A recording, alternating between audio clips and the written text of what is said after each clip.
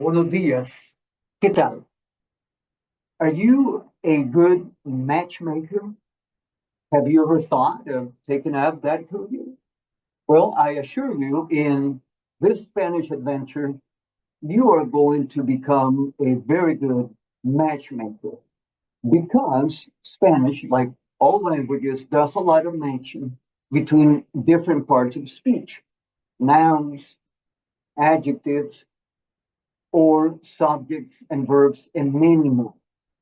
And today I want to walk you through a PowerPoint that I have included in Semana 6 as a supplement and as a way to visualize the matchmaking game. So let's take a look at this real quick.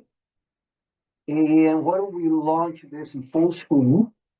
So this is the PowerPoint, and I want you to walk through it alone, but I just will be highlighting some of the key points. And, even though this looks really bizarre, we're going to talk about playing hands, we're going to talk about stitch, and even screwdrivers. This is the craziest collection of totally unrelated items at first sight. But there are, once again, metaphors. So let's go exactly to the praying hand.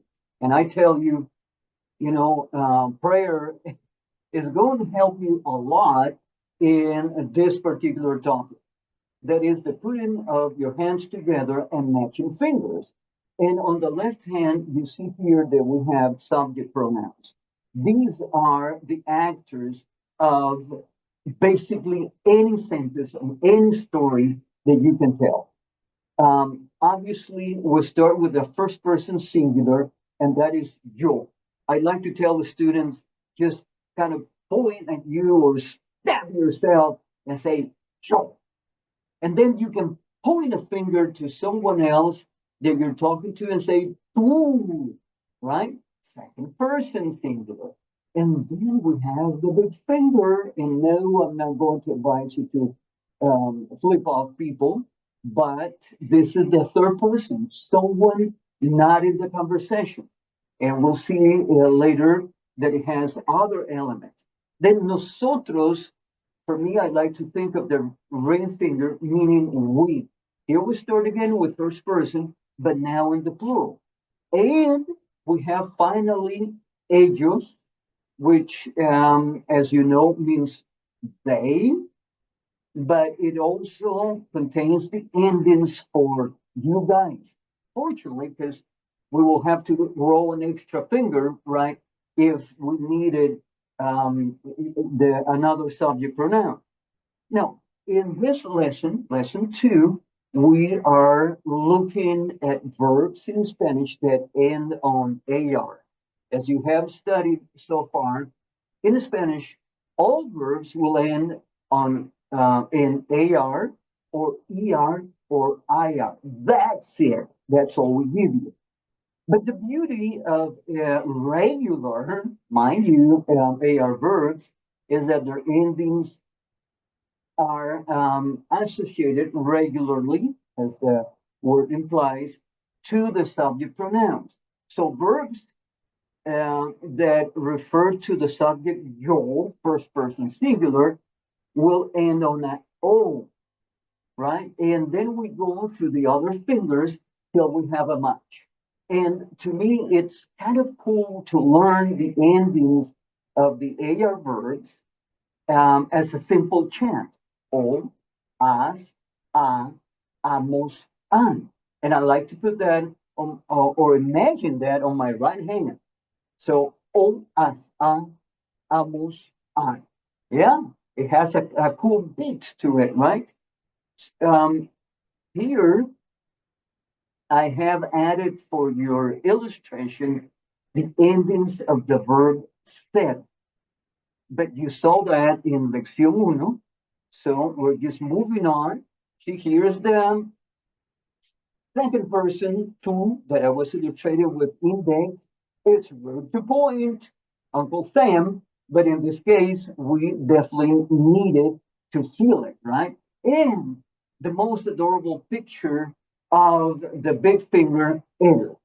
But there is more to it because here in this other slide, I like to point out that in the plural, in the third person fingers, the middle and the pinky, we have actually more subject pronouns.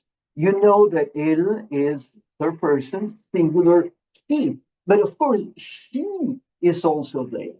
And very surprisingly, usted, you, but in the formal, is also in the third, not the second finger. It will take us a long time to explain that, but for in the meanwhile, let's just focus on thinking that these three actors share a big old finger. It also, we have to go to the small finger and look at the plurals because not only we have ellos, they, but ellas and ustedes. So, with clarification here, ellos means they, right? In English, they encompasses anything, right? Inanimate objects, people. And if people, it can be male, female groups, or mixed bag. In Spanish, ellos is either mixed, that is neutral, boys and girls, but it can also be just male or just masculine now. But ellas, ladies, this is a very exclusive club because you have ages for yourself. And the moment one single masculine element, intruder, comes into an ages group, it becomes ages. But wait a minute before you get thinking, oh, that's male chauvinism, all that. Well, let's think that the ages is actually working as a neutral form. And then we have ustedes. And ustedes means just you guys, plural. You all, or you prefer y'all.